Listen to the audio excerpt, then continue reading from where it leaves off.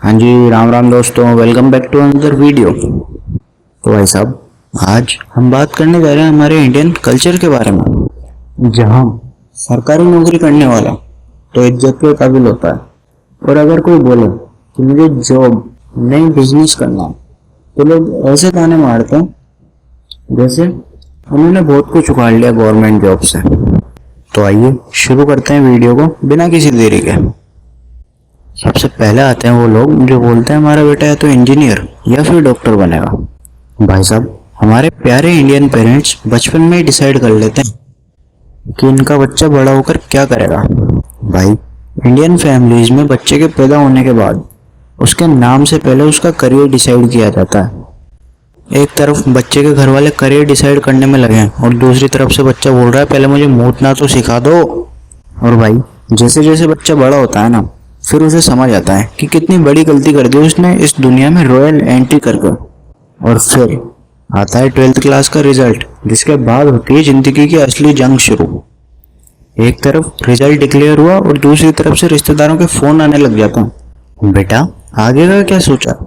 अरे भाई, तुम्हें क्यों बताएं आगे का क्या सोचा है, तुम अपनी औलाद पे ध्यान दो ना यार।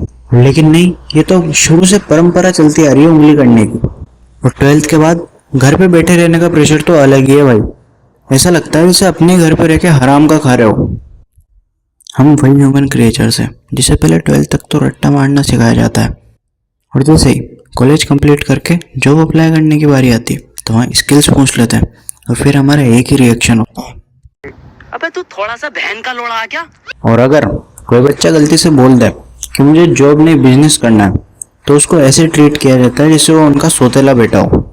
और भाई साहब, अगर तुम्हारी सरकारी नौकरी लग गई तो घर वालों के हिसाब से तुम्हारी लाइफ सेट है, लेकिन वो ये नहीं समझ पाते कि बेचारा सरकार से पैसा लेकर उसी को दे रहा है, जैसे टैक्स, ईएमआई और टोल टैक्स जैसे बहुत सारे टैक्स भर के तुम्हारी आधी से ज्यादा सैलरी तो टैक्स और ईएमआई भरने में निकल जाती है।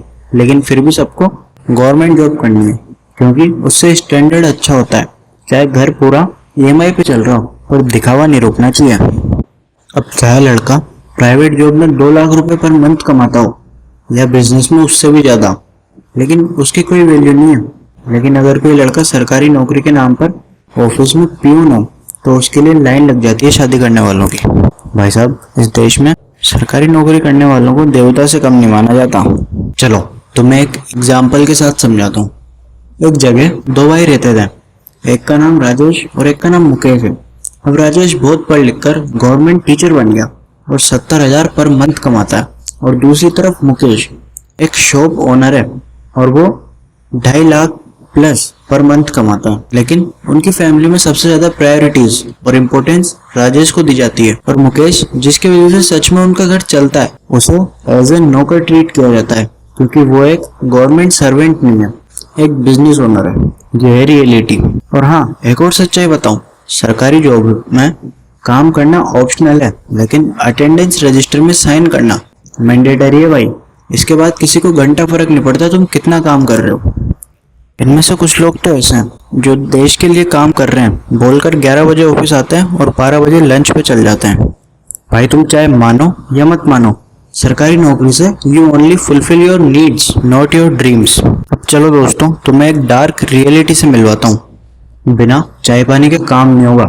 ये सिर्फ एक लाइन नहीं है, ये चीज इन्हें स्पेशल ट्रेनिंग में सिखाई जाती है कि अगर तुम कोई ऊंची पोस्ट पे जनता की मदद करने के लिए बैठे हो तो रिश्वत जरूर मांगना, और अगर तुमने ऐसा नहीं किया और तुम ईमानदार बने रहे तो तुम्हारे सहकर्मी तुमसे ऐसे चिढ़ेंगे जैसे उनके हिस्से की पेमेंट भी तुम खा रहे हो।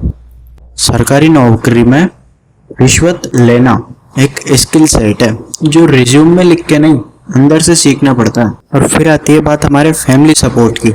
इंडियन फैमिलीज में फैमिली सपोर्ट तब तक ही होता है जब तक तुम तैयारी कर रहे हो, उसके बाद तो बस नालायक और नाकारा जैसे ताने सुनने को मिलते हैं। और पता नहीं हमारे घर वाले ये क्यों सोचते हैं कि लोग क्या कहेंगे। अरे भाई, लोगों से क्या मतलब है, खुद की फैमिली पे ध्यान दो ना। लोग तो भगवान को भी गाली देते हैं। नौकरी नहीं मिली तो लोग क्या कहेंगे, नालायक, कुछ काम नहीं आया। सोसाइटी का ओपिनियन बेटे की नौकरी से ज्यादा पावरफुल होता है। इंजीनियर बन गया, अरे सरकारी है, नहीं तो ठीक है जॉबलेस ही समझो। फिर चाहे वो सरकारी से ज्यादा कमाता हो। और फिर आते हैं दूसरों के बच्चों से अपने बच्चों को कंपेयर करने वाले। इन्हें ये तो दिख जाता है कि दूसरे के बच्चे ने ये एग्जाम दे दिया एटसेट्रा एटसेट्रा, लेकिन ये नहीं दिखता कि आज की जनरेशन के बच्चे किन किन गलत कामों में हैं। एटलीस्ट हम उनसे तो सही है जो मेहनत कर रहे हैं, वरना आज के टाइम पे आधे से ज्यादा बच्चे तो नशे में और गलत कामों में लगे हुए हैं। और फिर आते हैं एग्जाम्स। एक बार क्लियर हो जाए तो जिंदगी सेट, लेकिन जब नहीं होता क्लियर तो डिप्रेशन, फ्रस्ट्रेशन और मोटिवेशनल रील्स की एडिक्शन सेट हो जाती है। और हाँ, आजकल एक नया ट्रेंड आया है।